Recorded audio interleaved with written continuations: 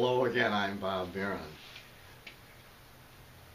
I've been sharing my ideas with you the last couple of days actually about how I happened to write a book, and I want to say a little bit more about the process. This is called Life Parts, of course. I've talked about that before. But yesterday I was talking about a story that I'd written. We call those memoirs because I'd been in a memoir class where I learned how to do that. But when I looked at the video last night, I thought, I made it sound too easy. It certainly is not easy to write about a trip that happened over 50 years ago. In order to write that story, even the first part, but I was in a class, of course, writing that, had, recovering some memories. But then when I came home, I had to look up some things just to figure out where were we. And so I pulled out my maps. This is the map of the Grand Canyon National Park. It's huge, so I had to come into my garage to be able to display that for you. But I also pulled out a guidebook. This is called the Field Guide to the Grand Canyon, because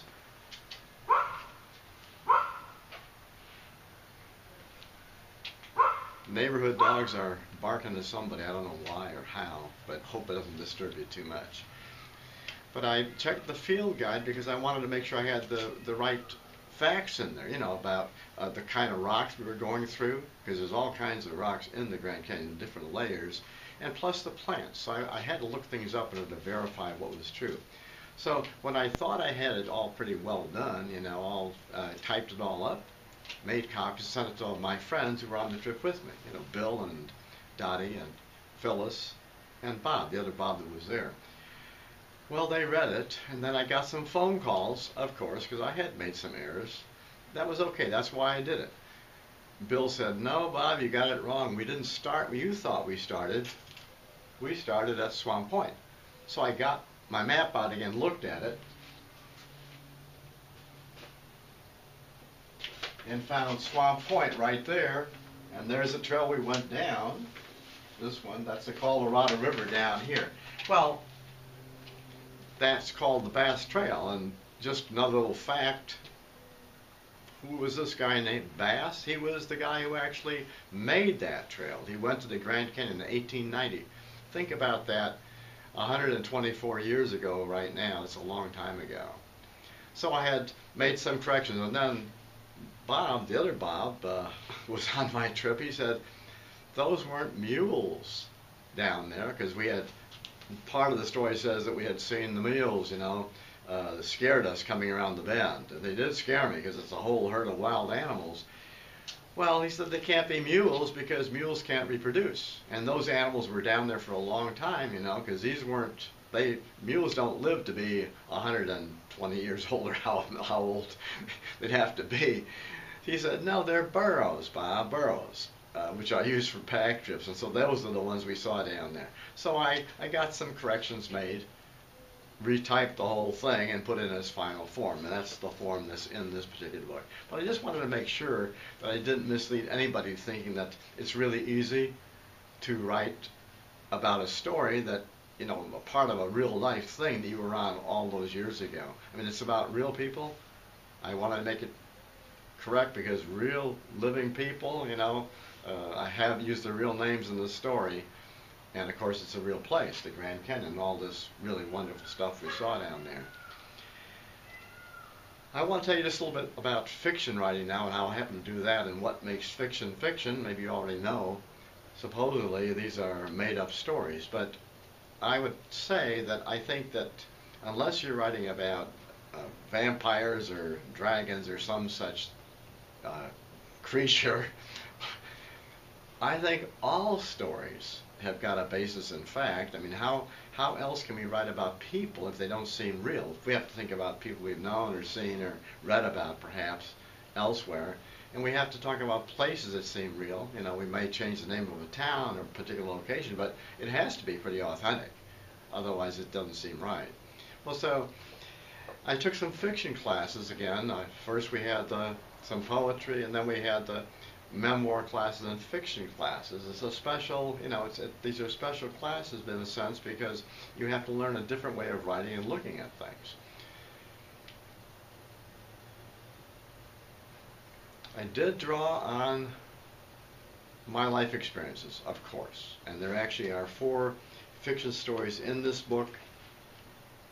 I can just tell you which ones they are in case you're interested, because I wasn't able to designate it that because we had to put the disclaimer about, this is a work of fiction for the whole thing, but there actually are 4 real fictions in this thing. One is called The Dark Likes Me.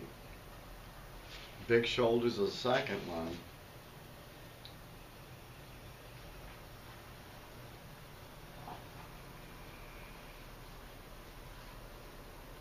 Trying to find the third one here. It's Not His Fault is the third one. And the fourth one is called Lost Boys, which is another story about the Grand Canyon. As I told you before, I've been to the Grand Canyon several times before the trips I actually wrote about in this play, in this book, and of course since, because I was a park ranger there up in 1991. But let me read a little bit about this Lost Boys story so you can get an idea, and I'll tell you why it really became fiction. It starts out like this. Almost 10 p.m. on a chilly July night, my legs cramping from an all-day search as I head up the road toward my cabin. The god-awesome beauty of the sky stops me for a minute as the Big Dipper makes its way around the North Star. So many stars so close, and the inky black of the moonless night seamlessly meeting the sky makes me feel that I could just walk off the earth and into the galaxy. That sight is what took me by surprise on my first night up here 3 years ago. Disorienting and scary. Well, all that I just wrote, this is true stuff because that's just what I had seen when I first was on the Grand Canyon and as a ranger in 1991. It was really a wonderful moment. Be able to see all the stars, and it's a very dark place, without a moon or anything, and all the stars are out there, and you walk, and it seems, wow, you could walk right out to space. It was a really awesome, awesome feeling. But I put it in here, so that's true. Then we say, I think of that kid out there somewhere alone, looking at the same sky. God, I hope he is still able to see it. His mother had come up to the ranger desk in the lodge about 8 this morning. I'm worried about my son, Jeff, she said. He went off really early before breakfast. He said he wanted to watch the sun come up over the canyon, see all the colors change, but he hasn't come back. Now, that part of that story is fiction. I made it up. There was no kid that I know of named Jeff who got lost. There are children who get lost, but this part is the fiction part, you see. So the point is, we draw on our real experiences, things we've really seen and done, and then we put that together with some fictional stuff, and it is a work of fiction. Somebody told me, actually whatever you write is always fiction because you may be at the same place as somebody else thinking you saw something in a certain way, but the other person says, well, no, I didn't see that at all. And I've had that happen also. So it's a work of fiction with the real life things I use, of course, is how I've seen people, how I would describe them, because you have to use some characteristics of people in order to describe them, the way their hair looks, but it's not about, it's a fictional story, Lost Boys.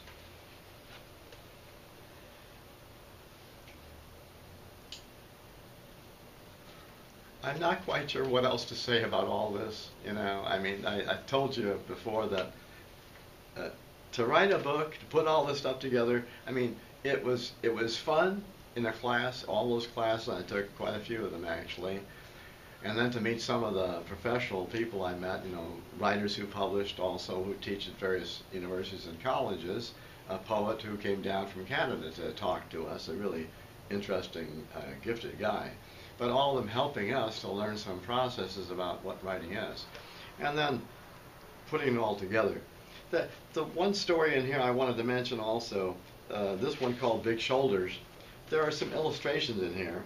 And I have a niece who likes to draw, and so I'm not sure how well you can see this, but so she did some illustrations for this little story. I don't know if you can see that one or not.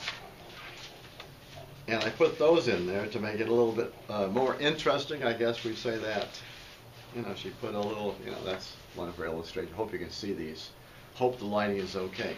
We're in my garage. I had to come out here because I had no place in the house to put up these big maps, and I wanted to see how big, you know, these are the maps we use on trips to the Grand Canyon. Some people I know use these little what's it called? GIS? Whatever it's called. The little thing on a computer you can use to see where you are. Well, if I'm planning a trip, it's kind of hard for me to plan a trip that's on a screen that big, whereas I can take these out, look at this, plan it, and then of course we fold them up, take them with us, and it's really pretty neat to be able to trace all the elevations, you know, where you're going up and down, and these are accurate maps, really pretty accurate maps. Well, I think that's about enough for this evening, folks. I thank you for even looking at this stuff. I'll put this on my YouTube channel if it looks good enough, you know, it sounds good enough. But I guess I really hope you take a look at my book, because I've been sharing this, and of course it said, what's the point of writing something if you don't share it? And I think you'd find something you enjoy, you know, whether it's about my childhood or going to high school, the trips in the Grand Canyon I've taken, being a ranger in the Grand Canyon, being a firefighter, being a soldier. Well, it's all in there. Tomorrow I'll talk about some other stuff, you know, if I can, maybe the next day. But thanks for looking. Take care. Bye-bye.